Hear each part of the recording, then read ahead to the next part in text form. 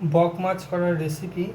এই বক মাছটাকে হলুদ নুন দিয়ে মাখিয়ে রেখেছি, আর এই বেগুন ছোটো ছোটো করে কাটা, এই টমেটো, পেঁয়াজ, ধনেপাতা কুচি আর একটা কাঁচা লঙ্কা। আর একটা পাত্রে আমি নিয়ে নিয়েছি একটু সর্ষের তেল, মশলা, কাশ্মীরি মির্চ, চিনি, হলুদ, কালো জিরে নিয়ে নিয়েছি।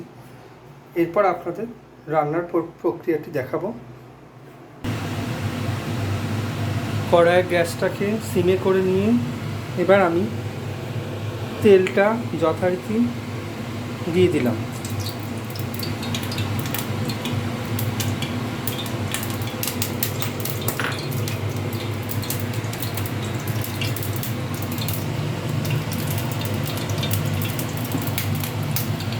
আর একটু স্বাদ মতো একটু নুন দিয়ে দিলাম, যাতে তেলটা না ছিটকায়, সেই কারণে। তেলটা গরম হয়ে গেছে, এবার এই কাশি মাছগুলো আমি দিয়ে দিলাম এর মধ্যে।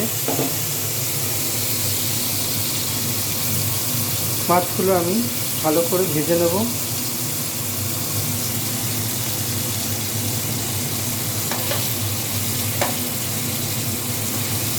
খুব বেশি ফ্রাই হয়ে গেলে মাছগুলো খেতে ভালো লাগবে না, কিন্তু হালকা ফ্রাই হলে খেতে ভালো লাগবে।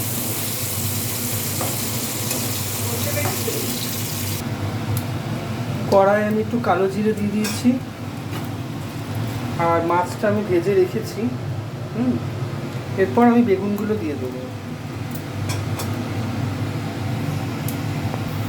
বেগুনগুলো দিয়ে আমি চাপা দিয়ে দিলাম ঢাকনাটা, মিনিট 5 খাওয়ার পর। এরপর আমি পেঁয়াজ আর টমেটোটা দিয়ে দিলাম, সাথে একটু তেল দিয়ে দিলাম, যাতে পেঁয়াজটা আর টমেটোটা একটু ভাজা হয়।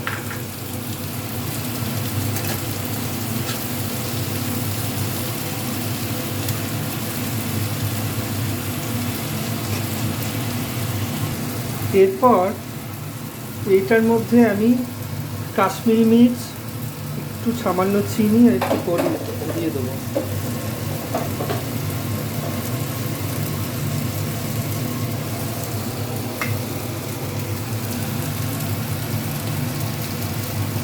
এরপর স্বাদ মতো একটু লবণ দিয়ে দিয়েছি, আপনাদের প্রয়োজনে আপনারা দিয়ে দেবেন।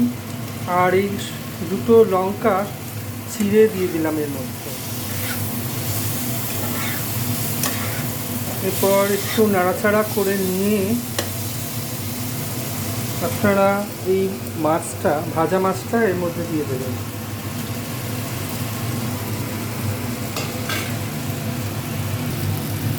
এবার আপনারা প্রয়োজন মতো একটু জল ঢেলে দেবেন এর মধ্যে, 2 কাপ মতো। তারপর কেটে রাখা ধনেপাতাগুলো ওর ওপর ছড়িয়ে দেবেন।